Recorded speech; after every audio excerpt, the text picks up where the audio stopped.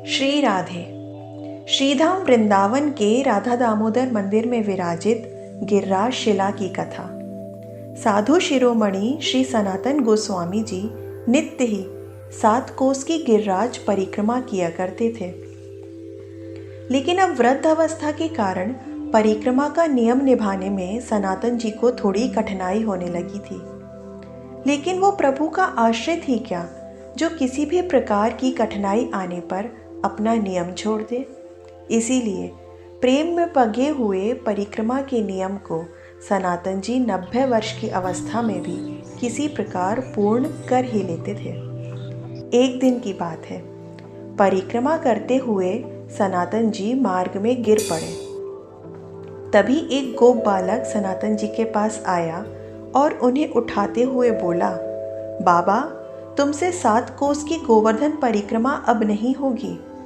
बाबा, तुम परिक्रमा का नियम छोड़ दो। गोप बालक का कोमल स्पर्श पाकर सनातन जी को कंप हो आया। बालक की मीठी बोली बहुत देर तक उनके कानों में गूंजती रही, लेकिन फिर बालक की बातों को अनसुनी करके सनातन जी पुनः परिक्रमा करने लगे।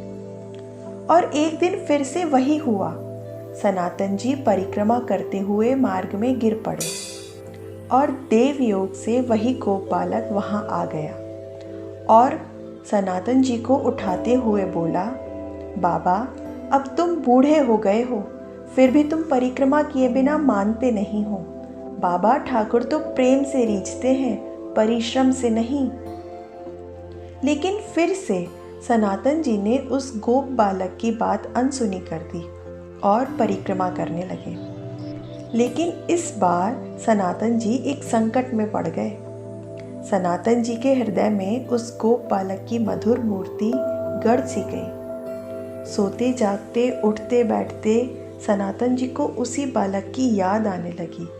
जब जब वे ध्यान में बैठते तब तब उस बालक की छवि उनके नेत्रों के सामने नाचने लगती।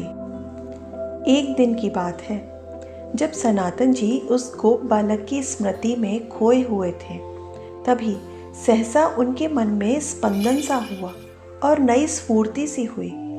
वे सोचने लगे, एक साधारण से ब्रजवासी बालक से मेरा इतना लगाव, ये कैसे संभव है?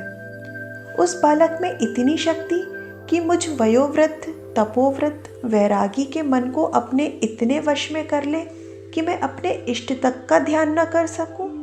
नहीं नहीं, वो कोई साधारण बालक नहीं हो सकता।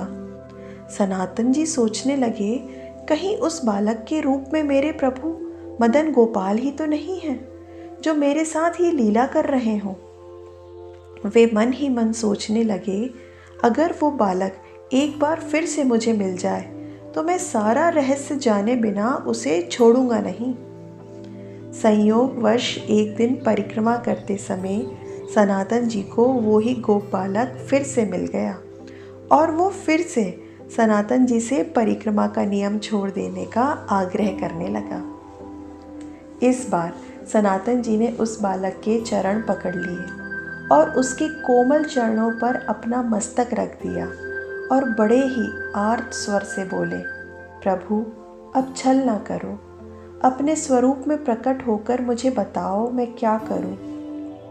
प्रभु, गिरिराज मेरे प्राण हैं। गिरिराज परिक्रमा मेरे प्राणों की संजीवनी है।